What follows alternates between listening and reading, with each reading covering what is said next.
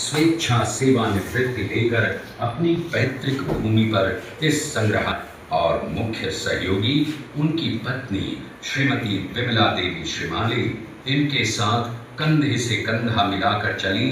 इस सपने को साकार करने के लिए उन्होंने अपना सब कुछ न्योछावर कर दिया। 18 जून 1576 ईस्वी को हल्दी घाटी का घमासान युद्ध हुआ था। ये युद्ध केवल एक दिन का था, जो मेवाड़ के राजा महाराणा प्रताप एवं मुगल अकबर की सेना के मध्य हुआ था। इस युद्ध में अकबर स्वयं नहीं आए थे। उन्होंने आमेर जयपुर के राजा मानसिंह को अपना सेनापति बनाकर भेजा था। हल्दी घाटी का युद्ध 5 किलोमीटर लंबे और 200 मीटर चौड़े क्षेत्र में हुआ। आप लोग सभी संग्रहालय में खड़े हैं। संग्रहालय से 200 मीटर की दूरी पर चेतक की समाधि है, जहां पर महाराणा प्रताप के स्वामी भक्त घोड़े चेतक को दफनाया गया था। यहां से 2 किलोमीटर की दूरी पर हल्दी घाटी दर्रा है। इस दर्रे की विशेषता है कि यहाँ की प्राकृतिक मिट्टी व पत्थरों का रंग हल्दी जैसे पीले रंग का है। इस दर्रे के चारों तरफ महाराणा प्रताप की भील आदिवासी सेना राणा पूंजा के नेतृत्व में तैनात थी। ये सेना तीर, भाले, पत्थर चलाने में कुशल थी। यहाँ से 1 किलोमीटर की दूरी पर शाही बाग है, जिसमें मुगल सेना का पड़ाव था। मुगल सेना 18 जून 1576 ईस्वी को प्रातः सूर्योदय के साथ मेवाड़ की राजधानी गोगुंदा की तरफ आगे बढ़ने लगी, तो उन पर महाराणा प्रताप की सेनाओं ने आक्रमण किया और उनसे गोरिल्ला पद्धति से युद्ध किया। ये आक्रमण इतना तेज था कि जिससे मुगल सेना में भगदड़ मच गई।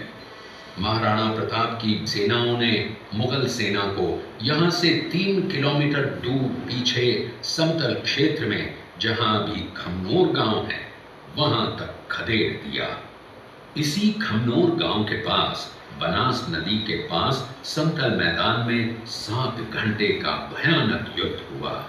इस युद्ध में दोनों पक्षों से कुल 18,000 सैनिक मारे गए। जब ये युद्ध समाप्त हुआ तो वहां पर मानसूनी बरसात हुई और वहां पर कटी हुई लाशें और खून ने पानी में मिलकर एक तलाई का रूप ले लिया। इतिहासकारों ने इस तलाई को रक्त तलाई का नाम दिया। इस युद्ध में ग्वालियर का एक पूरा राज परिवार, जिसमें राजा रामशाह तंवर और उनके दोनों पुत्र थे, शहीद हो गया।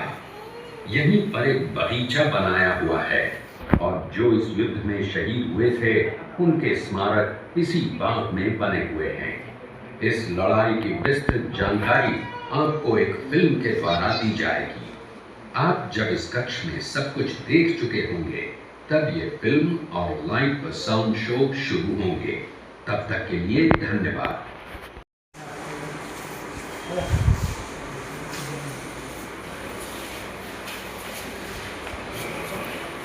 आई हुआ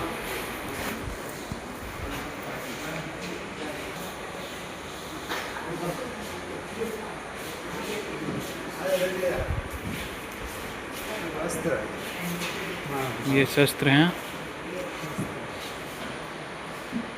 लाके चल शस्त्र। ये महाराणा प्रताप का शाखा यो आयो।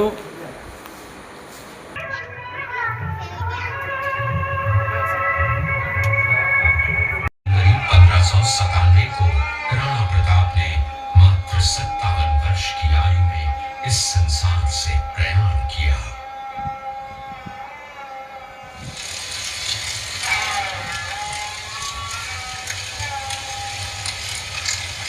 हल्दी घाटी का युद्ध एक सांप्रदायिक युद्ध न होकर आत्मसम्मान, मातृभूमि की स्वतंत्रता व स्वाधीनता का संघर्ष था।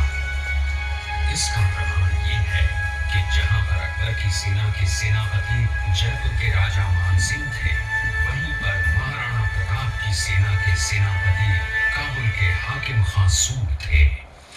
महाराणा प्रताप स्वतंत्रता की वेदी पर एक ऐसा अंगारा था जो आत्मसम्मान व देश गौरव के लिए दिन रात जलता रहा, धधकता रहा और अंत में बुझकर भी उसने देश में ऐसा लौह भर दिया जिसकी प्रखर किरणों ने भारत माता को गुलामी की जंजीरों से मुक्त कराने के लिए सदा प्रेरित किया। खेराज सोनगरा की पुत्री एवं महाराणा उदय सिंह की महारानी जयवंत कमर की कोख से विक्रम संवत 1597 में अर्थात 9 मई 1540 को बाल्यकाल चित्तौड़गढ़ में गुजरा। सन 1567 में अकबर ने जब चित्तौड़गढ़ पर आक्रमण किया तो मेवाड़ के प्रमुख सरदारों और सेना नायकों के आग्रह पर महाराणा उदय सिंह ने चित्तौड़गढ़ छोड़ दिया।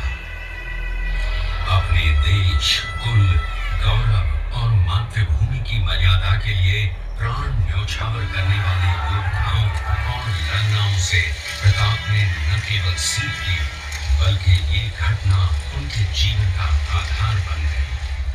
फरवरी 1572 को महाराणा उदय सिंह का देहांत हुआ। प्रताप की ज्येष्ठता और योग्यता को ध्यान में रखते हुए सरदारों ने उनको राजगद्दी पर आसीन किया। होली के दिन उनका गोगुंदा में राज तिलक हुआ। उस समय तक लगभग सभी राजाओं ने अकबर की अधीनता स्वीकार कर ली थी। एकमात्र महाराणा प्रताप ने अपना मस्तक अकबर के आगे नहीं झुकाया। प्रताप मुगलों से लोहा लेने की तैयारी में जी जान से जुट गए। 18 जून 1576 की सुबह हल्दी घाटी और खमनोर के मध्य एक मैदान में ऐतिहासिक युद्ध हुआ। महाराणा प्रताप की सेना गोगुंदा से हल्दी घाटी पहुंची, जबकि सेनापति मानसिंह के नेतृत्व में मुगल सेना ने हल्दी घाटी के ठीक नीचे मैदान में अपना मोर्चा जमाया।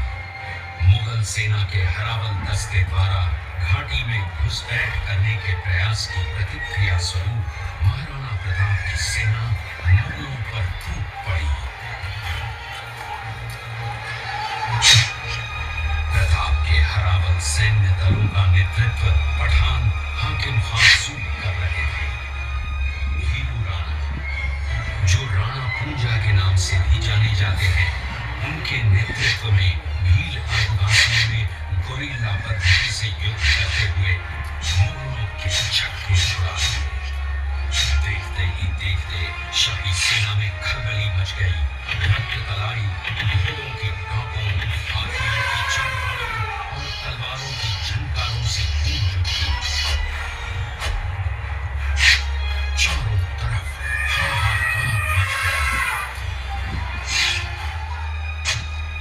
युद्ध का घटनाक्रम अचानक उस समय बदल गया जब प्रताप ने अपने घोड़े चेतक को एड़ लगाकर मानसिंह के हाथी पर चढ़ा दिया और उस पर भाले से भरपूर वार किया। मानसिंह हौदे में दुबक गया। हाथी से उतरते समय चेतक की एक टांग कट गई। इस स्थिति को भांपकर महाराणा प्रताप के हमशक्ल सेनापति झालामान ने महाराणा प्रताप से आज्ञा लेकर उनका राजमुकुट धारण किया। मुगल सेना झालामान को महाराणा प्रताप समझकर इन पर टूट पड़ी और झालामान शहीद हो गए। उधर चेतक ने अपने स्वामी को 5 किलोमीटर तक 3 टांगों पर ही लेकर एक बरसाती नाले को पार किया। उसके पश्चात उसके प्राण पखेरु उड़ गए। इस युद्ध से महाराणा प्रताप के मन पर गहरा प्रभाव पड़ा। परिणाम स्वरूप उन्होंने मुगलों पर विजय प्राप्त करने तक राजसी ठाट बाट छोड़ने और पत्तों पर भोजन करने का प्रण लिया, जिसे उन्होंने जीवन भर निभाया। महाराणा प्रताप ने अपना सैन्य बल बढ़ाकर सर्वप्रथम अरावली पर्वत की घाटियों में बसे दिवेर पर चढ़ाई कर विजय प्राप्त की। इसके बाद कुंभलगढ़ पर भी विजय प्राप्त की।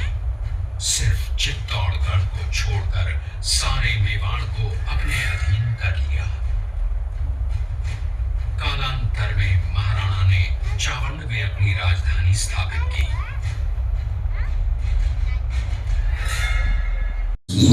महाराणा प्रताप का जन्म हुआ था। इस किले की ऊंचाई समुद्र तल से 3568 फीट की है। इस किले की दीवार 36 किलोमीटर तक फैली हुई है।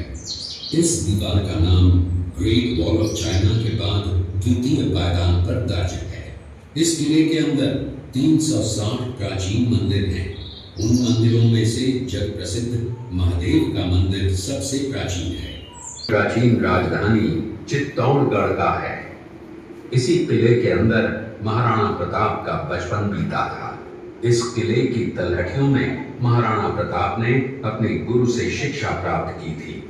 ये किला 12 वर्ग किलोमीटर में फैला हुआ है।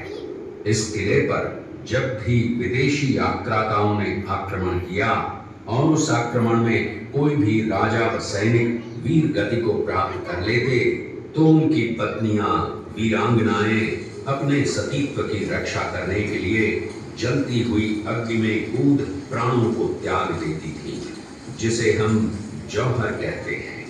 चित्तौड़गढ़ में 3 मुख्य बड़े जौहर हुए थे। प्रथम जौहर 1303 ईस्वी में रानी पद्मिनी ने 16,000 स्त्रियों वीरांगनाओं के साथ जौहर किया था, सिर्फ अल्लाउद्दीन खिलजी के कारण। दूसरा जौहर 1535 ईस्वी में गुजरात के शासक बहादुर शाह के आक्रमण के कारण रानी कर्मावती ने वीरांगनाओं के साथ किया। और तीसरा जौहर 1568 ईस्वी में जब अकबर ने चित्तौड़गढ़ पर आक्रमण किया, उसी समय रानी घूंघरी ने 7,000 वीरांगनाओं के साथ जौहर किया। फिर भी अकबर का मन नहीं भरा और अंत में हजारों आम लोगों का कत्लेआम करवाकर उन्हें मौत के घाट उतारा गया। इस किले में देखने योग्य विजय स्तंभ है, कीर्ति स्तंभ, मीरा मंदिर, जैन मंदिर, कालिका माता मंदिर, भामाशाह हवेली, कुंभाश्याम मंदिर, फतेह प्रकाश महल है। ये किला यहाँ से 140 किलोमीटर दूरी पर है। ये देखते हुए खाना अजमेर का सूबेदार था। जब वो शेरपुर पहुंचा, तब इसका पता कुंवर अमर सिंह को चला, जो महाराणा प्रताप के पुत्र थे। अमर सिंह ने शेरपुर छावनी पर अचानक आक्रमण कर दिया। उस आक्रमण में मुगल सेना में भगदड़ मच गई। मुगल सेना को अपनी छावनियों को छोड़कर भागना पड़ा। छावनियों के अंदर से लूटा हुआ माल व अब्दुल रहीम खान खाना, जिसकी बेगम आनी खान को बंदी बनाकर महाराणा प्रताप के सामने पेश किया गया। तब अमर सिंह पर महाराणा प्रताप क्रोधित हुए और कहा, जहां से इस नारी को बंदी बनाकर लाए हो, इसे पुनः ससम्मान लौटा कर आओ। महाराणा प्रताप ने कहा, हमें नारी से कोई दुश्मनी नहीं है, हमें तो देश विद्रोहियों से दुश्मनी है, जिन्होंने चारों तरफ आतंक फैलाया है। महाराणा प्रताप के आदेश का पालन करते हुए कुंवर अमर सिंह ने उस मुगल नारी को ससम्मान छावनी तक पहुंचाया। इस प्रकार महाराणा प्रताप ने अपने क्षत्रिय राजपूत धर्म का पालन किया और पराई स्त्रियों को मां, बेटी और बहन का दर्जा दिया। ये है महाराणा प्रताप का चरित्र और नैतिक उदारता का परिचय। ये देखते हुए सभी अतिथि आगे की तरफ चले। के अंदर की ये घटना है। मेवाड़ की एक ऐसी मां थी जिसने अपने पुत्र का बलिदान देकर राजवंश की रक्षा की थी। उस मां का नाम पन्नाधाय था। पन्नाधाय जाति से गुर्जर थी। वो एक राजकुमार की धाई मां थी। दूसरी तरफ हाथ में तलवार लिए खड़ा ये बलबीर सिंह एक दासी पुत्र है। ये कुंवर उदय सिंह की हत्या करके मेवाड़ की राजगद्दी प्राप्त करना चाहता था। एक रात्रि बनवीर सिंह को मौका मिला। वो राजकुमार उदय सिंह के बड़े भाई विक्रमादित्य सिंह की हत्या करके राजमहल की तरफ आगे बढ़ा। इसकी सूचना पन्नाधाय को लग गई। कुछ समय तक पन्नाधाय चिंतित हुई।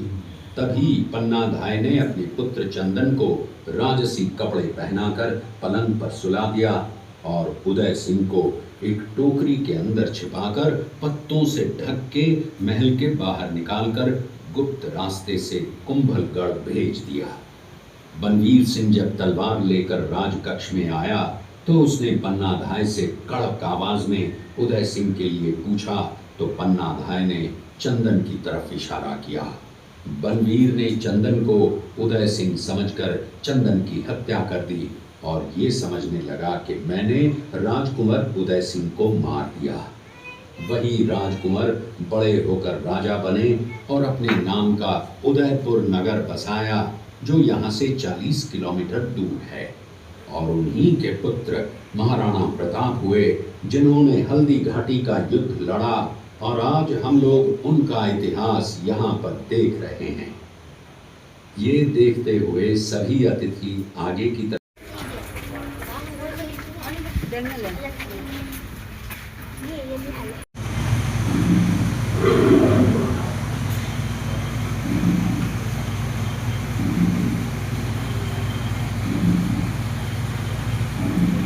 ये घटना महाराणा प्रताप की वीरता को दर्शाती है। एक समय नरभक्षी बाघ का आतंक छाया हुआ था। महाराणा प्रताप ने उस बाघ का शिकार कर उस बाघ को मार डाला। ये घटना महाराणा प्रताप की वीरता की प्रतीक है। कृपया अब आप सब पीछे की तरफ देखिए। इस दृश्य में देखिए महाराणा प्रताप अपनी प्रतिज्ञा का पालन करते हुए।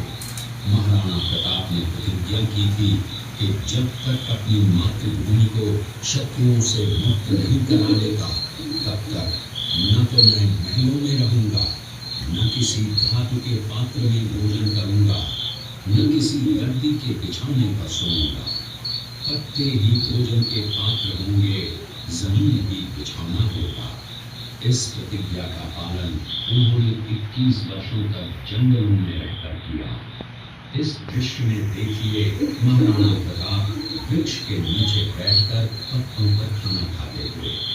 इसी कारण हम आज भी महाराणा प्रताप को श्रद्धा व सम्मान से याद करते हुए देशभक्ति की प्रेरणा प्राप्त करते हैं। ये देखते हुए सभी अतिथि आगे की तरफ चले।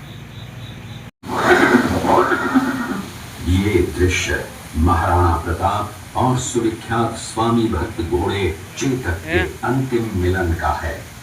हल्दी घाटी युद्ध के बाद चेतक घोड़े ने 22 फीट के एक बरसाती नाले को पार किया। ये उसी समय का दृश्य है। पास में खड़े महाराणा प्रताप के छोटे भाई शक्ति सिंह हैं, जो पहले मुगल सेना में थे।